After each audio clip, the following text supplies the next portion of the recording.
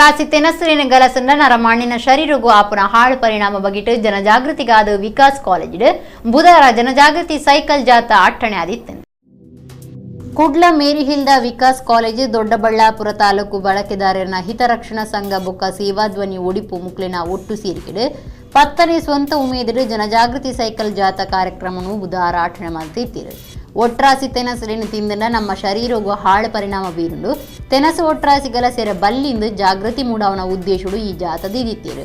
Red FM ದ Nayana junk food ಬಗೆಟ್ ಸುರೂತ ಪಾತೆರ ಪಂಡಿರು. ಕಾರ್ಯಕ್ರಮ ಸಂಯೋಜಕರು ಸು ಬದ್ರಿನಾಥ್ ಪಾತಿರ್ದು ನಮ್ಮ ಪ್ರಕೃತಿ ದೂರ ಪೋವುಂದಿಲ್ಲ ನಂಗೆ ಗೊತ್ತಾವಂದ ನಂಚೆನೆ ಜಂಕ್ ಫುಡ್ ಶರೀರ ಸೇರೊಂದುಂಡು ಈ ಬಗೆಟ್ ಜಾಗೃತಿ ವಹಿಸೋಡು ಪಂಡಿರು.